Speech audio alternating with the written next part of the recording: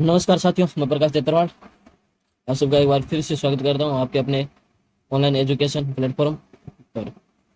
अपन आज किसके बारे में पढ़ने वाले हैं? अपन आज पढ़ने वाले हैं अभिलेखों के बारे में। किसके बारे में जानकारी लेंगे अपन? आज अभिलेखों के बारे में जानकारी लेंगे, ठीक है।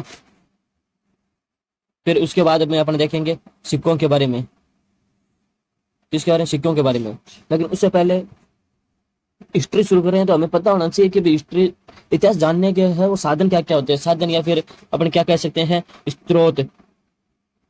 स्त्रोत क्या क्या होते हैं तो वो पता होना चाहिए, तो वो देख लेते हैं। तो इतिहास जानने के साधन या स्त्रोत उनको दो भागों में डिवाइड किया जाता है। कौन सा? एक तो पुरातत्व है, एक साहित्यिक। कौन सा? एक नंबर तो हो गया आपका पुरातत्व है, दूसरा हो गया साहित्य।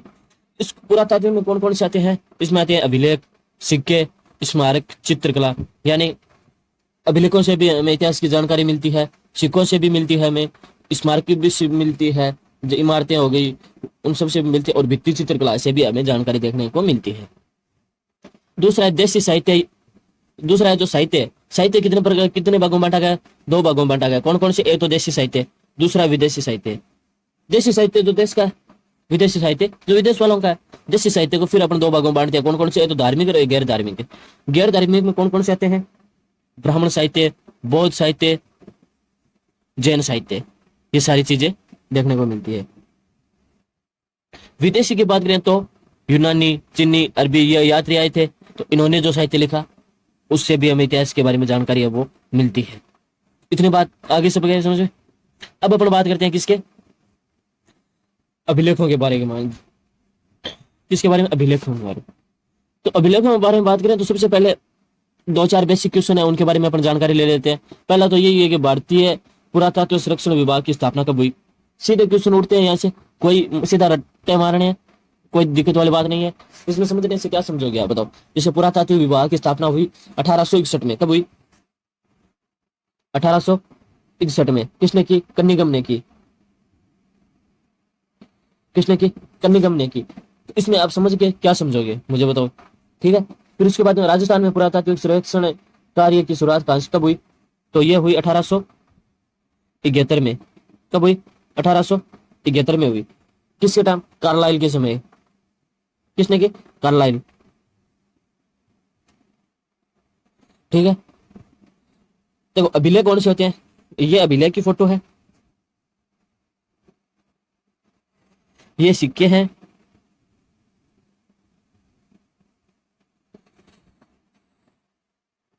ये इमारत है, ये मूर्ति है, ठीक है। तो अब अभिलेख कौन सा है? ये अभिलेख है, ठीक है। तो इसका अध्ययन क्या कहलाता है? एपिग्राफी कहलाता है। क्या कहलाता है? एपिग्राफी कहलाता है। अभिलेखों का अध्ययन क्या कहलाता है? एपिग्राफी कहलाता है। सिक्कों का अध्ययन, ठीक है। फिर राजस्थान में सबसे प्राचीन अभिलेख की बात करें तो कौन सा है? तो वो है बड़ली। कौन सा है? बड़ली का शिलालेख है, बड़ली अभिलेख। अभी बात करेंगे कि कहाँ है, क्या कुछ है, उसके बारे में अपन आगे बात करेंगे, ठीक है। तो इतना समझ में आ गया?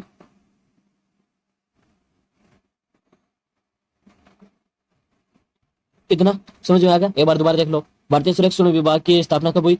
1861 कन्नीगम द्वारा की गई। राजस्थान में पुरातात्विक सर्वेक्षण कार्य की शुरुआत है 1871 कार्नाइल ने, ठीक है। अभिलेखों का अध्ययन क्या कहलाता है? एपिग्राफी। सिक्कों का अध्ययन न्यूमेस्क्यूरिप्स।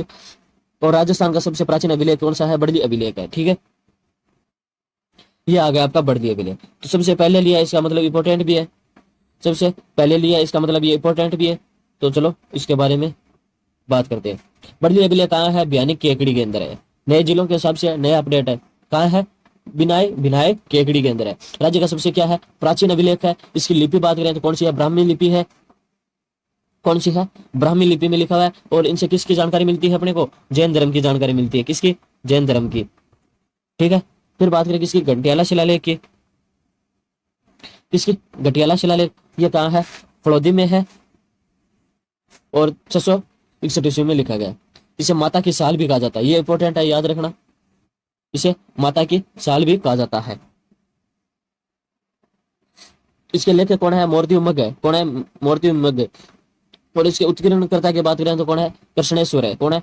कृष्णेश्वर। राजस्थान में पहली बार सती प्रथा की जानकारी है वो किस अभिलेख में मिलती है, तो वो अपने मिलती है घटियाला शिलालेख में। वेरी वेरी इंपॉर्टेंट है, बार बार प्रश्न आता है कि सती प्रथा की जानकारी वो हमें कहाँ से मिलती है। सती प्रथा की जानकारी हमें किस अभिलेख से मिलती है, तो किस अभिलेख से मिलती है, घटियाला शिलालेख से मिलती है। लेकिन हमें पता होना चाहिए इसे किस शासक किस वंश की जानकारी मिलती है, तो किस वंश की जानकारी मिलती है, तो किस वंश की मिलती है, गुर्जर प्रतिहार वंश की जानकारी मिलती है।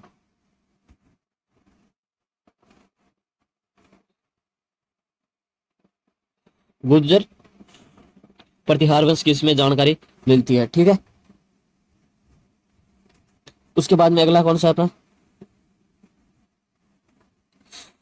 अगला अपना अभिलेख है ओशिया का अभिलेख। कौन सा है, ओशिया का अभिलेख कहां पर है, जोधपुर ग्रामीण में है। कहां पर है, जोधपुर ग्रामीण में। इसकी एक ही बात याद रखनी है, इसकी शिलालेख में वर्ण व्यवस्था की जानकारी मिलती है। किसकी, वर्ण व्यवस्था की। वर्ण कितने होते हैं, 4 होते हैं। कितने, सबको पता है, शूद्र, वैश्य, ब्राह्मण, ये 4 वर्ण होते हैं। फिर अपने बात करें किराड़ू अभिलेख की। किराड़ू अभिलेख कहाँ है, ये बाड़मेर में है, 1161 ईस्वी में लिखाया गया। इसकी भाषा कौन सी है, संस्कृत। देखो राजस्थान के जितने भी अभिलेख है उनके बारे में मैं बता दूं, इन सभी की भाषा क्या है, लगभग की भाषा क्या है, संस्कृत है। परमार की उत्पत्ति माउंट आबू के गुरु विशिष्ट यज्ञ से मानी है, ठीक है। ये किस गांव में है, तो अगर जोधपुर का गांव पूछ लिया जाए तो कौन सा बताओगे आप, हाथमा गांव। कौन सा गांव है, हाथमा गांव है, ठीक है। देखो वैसे तो मैं आपको बता देता हूँ, देखो एक सेकंड, ये जो है कौन सा, माउंट आबू वाला, सभी को पता है। जब अपन राजपूती की उत्पत्ति के सिद्धांत पढ़ते हैं तो एक सिद्धांत आता है, कौन सा, अग्निकुंड का सिद्धांत। कौन सा आता है, अग्निकुंड का सिद्धांत आता है। अग्निकुंड का सिद्धांत आता है, कौन देता है, चंद्रबरदाई देता है। कौन देता है, चंद्रबरदाई देता है। किस ग्रंथ में, तो पृथ्वीराज रासो में। किसमें, पृथ्वीराज रासो में, क्या। और इसमें उत्पत्ति किसकी, राजपूतों की उत्पत्ति किससे बताता है, अग्निकुंड से। भाई विशिष्ट, गुरु विशिष्ट ने यज्ञ किया, 4 जातियां उत्पन्न हुई, प्रतिहार, परमार, चालुक्य, चौहान। ये जानकारी अपन किसमें पढ़ेंगे, राजपूतों की उत्पत्ति में पढ़ेंगे। किसमें पढ़ेंगे, राजपूतों की उत्पत्ति में। यहाँ पर जितने शिलालेख के बारे में जितनी जानकारी हम आपको दे रहे हैं उतनी शिलालेखों के बारे में काफी है। चाहे कोई भी एग्जाम दे उसके लिए जानकारी है वो काफी है, ठीक है। अब अपन आगे बात करते हैं रणकपुर प्रशस्ति की। किसकी, रणकपुर प्रशस्ति।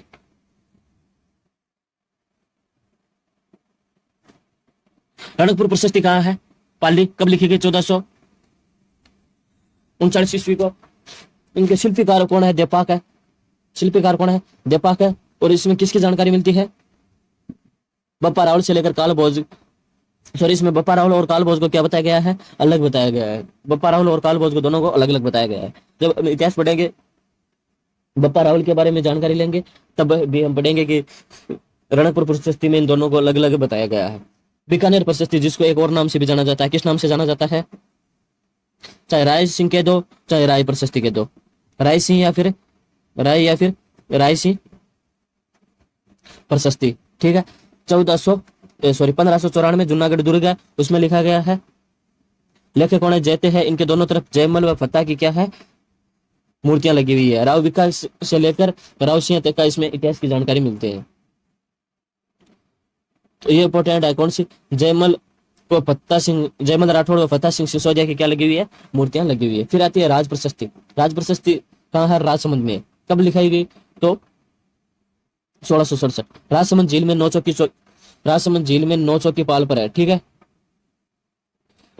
25 कई पत्रिकाओं पर उत्कीर्ण है। ऐसे ही सबसे बड़ी संस्कृत भाषा में उत्कीर्ण है, ठीक है। इसके रचयिता कौन है, रणछोड़ भट्ट है, ठीक है। समझ में नहीं आया तो क्लास को दोबारा देख लेना, कमेंट कर देना, मैं अगली क्लास में डाउट है वो सोल्व कर दूंगा, ठीक है। इसको दोबारा देख लो। रणकपुर प्रशस्ति पाली में है, 1439 में लिखी गई। इसके शिल्पकार कौन है, देपाक है, बप्पा राव। और इसमें बप्पा रावल और काल भोज को क्या बताया गया, अलग अलग बताया गया है। और बीकानेर प्रशस्ति को अपना राय या फिर राय सिंह प्रशस्ति के नाम से भी जानते हैं। 1594 में जूनागढ़ दुर्ग में लिखाई गई। इसके लेखक है जयत है। उनके दोनों तरफ जयमल व फतेह की मूर्तियां लगी हुई है। राव विकास से राय सिंह तक का इसमें उल्लेख अपने को देखने को मिलता है। फिर बात करते हैं राय प्रशस्ति की, सॉरी राज प्रशस्ति की। राज प्रशस्ति का है राजसमंद में। तो राजसमंद में कब लिखाई गई, 1676 में। राजसमंद झील पर 9 चौकी पाल पर 25 की पत्रिकाओं पर उत्कीर्ण है। ये ऐसे सबसे बड़ी प्रशस्ति है, संस्कृत भाषा में उत्कीर्ण है। और रचयिता कौन है, रणछोड़ भट्ट है। इसके रचयिता कौन है, रणछोड़ भट्ट है। और ये किसके समय लिखाई गई बात की जाए तो किसके समय, राज प्रशस्ति है तो किसके समय लिखाई गई, राज सिंह के समय, राज सिंह के समय लिखाई गई। ठीक है, ये बात भी याद रखना है आपको। ठीक है,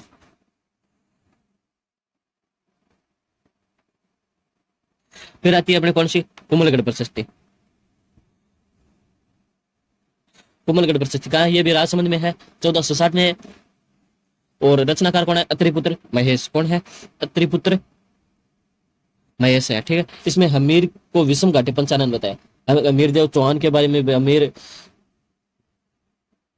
कई अमीरों का जिक्र करते हैं अपने इतिहास के अंदर। किसके, हमीर देव चौहान के बारे में बात करते हैं, राणा हमीर के बारे में बात करते हैं अपन। तो ये कौन सा है, ये है राणा हमीर। कौन सा है, राणा हमीर है ये। ठीक है, उसको क्या बताया गया है, विषम घाटी पंचानन। ये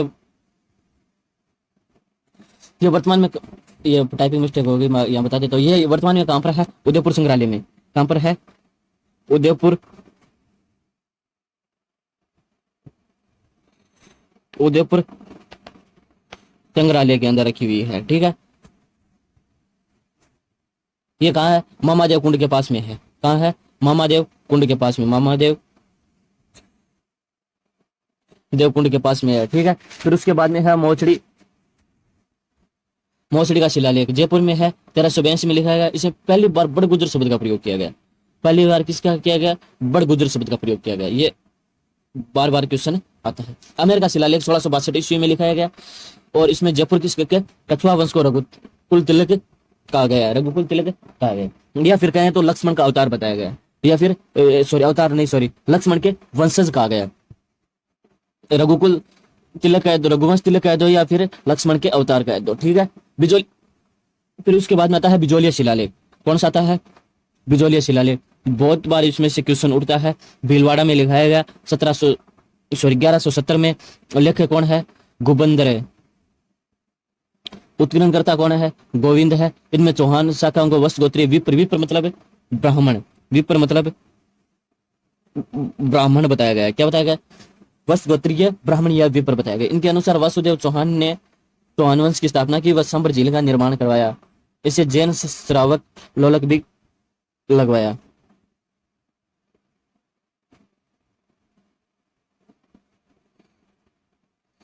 लोलक, इसने जैन श्रावक लोलक भी लगवाया। ठीक है, आगे बात समझ में इतनी, आगे अब चलते हैं आगे। वेदनाथ प्रशस्ति कौन सी है, वेदनाथ प्रशस्ति। वेदनाथ प्रशस्ति कहाँ है, सिसारमा उदयपुर में है। कहाँ है, सिसारमा उदयपुर में। इनके अनुसार हरित ऋषि के आशीर्वाद से बप्पा रावल को क्या हुई, विजय प्राप्त हुई। कहते हैं कि हरित, जब आपको बप्पा रावल पढ़ाएंगे तब बताएंगे कि हरित ऋषि ने आशीर्वाद दिया था बप्पा रावल को। ठीक है, तो उसके बारे में भी बताएंगे। सारी कुछ चीजें अभी जितना इंपॉर्टेंट है वो बता रहे हैं। ठीक है, इनको क्या कहा जाता है, मेवाड़ का आदि पुरुष मूल पुरुष कहा जाता है। आदि पुरुष, मूल पुरुष, जो भी कहना चाहो कह सकते हो, कहा जाता है। ठीक है, फिर है लेखक कौन है, रूप भट्ट। कौन है, रूप भट्ट। इसकी अगली प्रशस्ति कौन सी है, जगन्नाथ प्रशस्ति। वो कहां पर है, उदयपुर में है। बप्पा रावल ने राणा जगत सिंह तक का उल्लेख मिलता है। बप्पा रावल से राणा जगत सिंह का उल्लेख मिलता है। और इसके लेखक कौन है, कृष्ण भट्ट है। इसके लेखक कौन है, कृष्ण भट्ट है। इसके अगला कौन सा है, अपराजिता का शिलालेख। अपराजिता का शिलालेख कहाँ है, नागदा के अंदर है। कहाँ है, नागदा में। इसमें कुंडेश्वर महादेव का मंदिर है। कुंडेश्वर महादेव का क्या है, मंदिर है। डॉक्टर ओझा ने इसे उदयपुर के विक्टोरिया हॉल के संग्रहालय में रखा गया। कहाँ रखा गया, किसके द्वारा, डॉक्टर ओझा के द्वारा। डॉक्टर GH ओझा का मतलब क्या है, डॉक्टर गौरी शंकर हीरानंद ओझा। डॉक्टर गौरी शंकर हीरानंद ओझा, इनका क्या नाम है, पूरा नाम है। ठीक है, इन्हें तो इन्होंने, डॉक्टर ओझा ने क्या किया, इसको उदयपुर के विक्टोरिया हॉल संग्रहालय में रखवा दिया। ठीक है, फिर शंकरागढ़ शिलालेख, ये कहाँ है, चित्तौड़गढ़ में है। मौर्य शासक मान मौर्य की इसमें क्या मिलती है, जानकारी मिलती है। और शिव वंदना का भी इसमें क्या मिलता है, अपने को उल्लेख भी मिलता है। ठीक है,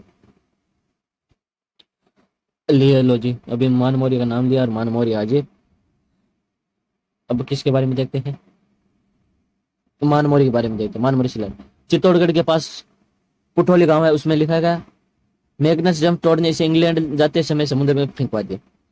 अमृत मंथन के समय इसका उल्लेख मिलता है। लेखक कौन है, इसके पुष्य है उत्तराखंड के कौन सा है, शिवादित्य। अब बताता हूं मैं इसकी कहानी। क्या होता है, कर्नल जम्पस्टोड है, कर्नल जम्पस्टोड जा रहे थे इंग्लैंड, तो समुद्र के रास्ते से जा रहे थे, तो उस समुद्र के बीच में से पहुंचे तो मौसम खराब होने के कारण समुद्र में तूफान की संभावना ज्यादा हो गई और जहाज में पत्थर पर है भाई, ये शिलालेख पत्थर पर लिखे गए हैं, तो जाहिर सी बात है कि इसमें वजन भी ज्यादा होगा, तो जहाज वजन सहन नहीं कर पाई और इन्होंने क्या किया, समुद्र में फेंक दिया। तो इसके अंदर जितना मतलब फेंकने से पहले लिख पाए उतना तो लिख लिया और बाकी आज तक कोई इसमें लिख नहीं पाया। ठीक है, फिर है गंगाधार का लेख, यह कहाँ है, झालावाड़ में। गंगाधार का लेख कहाँ है, झालावाड़ में। इसमें 5वीं शताब्दी की सामंत व्यवस्था का उल्लेख मिलता है। 5वीं शताब्दी की क्या, किसकी, सामंत व्यवस्था का उल्लेख मिलता है। ये वेरी वेरी इंपॉर्टेंट है, याद रखना। फिर है भूजकला अभिलेख, ये कहाँ है, बिलाड़ा जोधपुर ग्रामीण में। इसमें गुजर प्रतिहारों का उल्लेख मिलता है। नागभट्ट द्वितीय के समय ये उत्खनन करवाई गई थी। ठीक है, नानसा यूप अभिलेख, ये कहाँ है, ये भीलवाड़ा में है, ये एक तालाब में स्थित है। षष्ठी राज्य यज्ञ व अन्य यज्ञों की भी जानकारी मिलती है। भाषा आप सभी को पता है कौन सी, संस्कृत है। यहाँ 2 लेख मिलते हैं। यूप अभिलेख का मतलब क्या होता है, यूप अभिलेख मतलब ये अभिलेख है जिसको चिनवाया गया हो, तो ये कहां पर है, एक तालाब में चिनाया गया है। ठीक है, तो उसमें जैसे ये है तो इसमें 2 है, एक तो ऊपर है, उसमें कितनी पंक्तियां, 6 पंक्तियां, और जो एक दूसरा अभिलेख है वो नीचे है, उसमें कितनी पंक्तियां हैं, 11 पंक्तियां। ठीक है,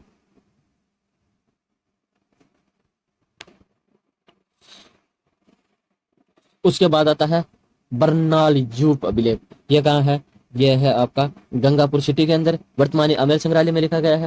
वैष्णव संप्रदाय की इसमें जानकारी मिलती है। ठीक है, देखो जो विष्णु की भक्ति करे वो कौन सा क्या है, विष्णु, तो विष्णु की भक्ति करे वो कौन सा हो गया, संप्रदाय हो गया वैष्णव। और जो शिव जी की भक्ति करे, शिव जी का, तो वो कौन सा हो गया, शैव धर्म।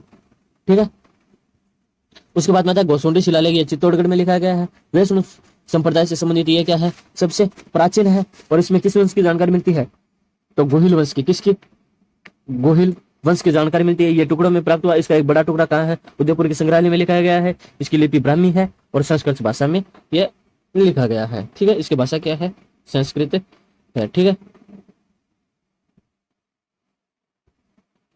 कीर्ति स्तंभ प्रशस्ति, चित्तौड़गढ़ दुर्ग में रचना, चित्तौड़गढ़ दुर्ग में है ये रचना अत्रिपुत्र महेश द्वारा। इसमें कुंभा के ग्रंथों का भी उल्लेख मिलता है और उसके उपाधियों भी। कुछ ग्रंथ कुंभा ने लिखे थे, कुछ ग्रंथ उनके दरबारी विद्वानों ने, कवियों ने लिखे थे, तो उनकी जानकारी भी इसमें मिलती है। कुंभा, हालगुरु, चापगुरु, दानगुरु, शैलगुरु, इन सब की जानकारी, उपाधियों जानकारी भी कहाँ मिलती है, अपने को कीर्ति स्तंभ में मिलती है। ठीक है, ये किससे संबंधित था, किस संप्रदाय से संबंधित था, तो जैन संप्रदाय से, जैन संप्रदाय से संबंधित था। ठीक है, श्रृंगी ऋषिलेख, कैलाशपुरी उदयपुर। इससे पहले मैं इसके बारे में और बताऊं, आपको बता देता हूँ, यहाँ पर क्या था, एकलिंग जी का मंदिर था। कहाँ था, कैलाशपुरी में एकलिंग जी का मंदिर है, एकलिंग जी का मंदिर था।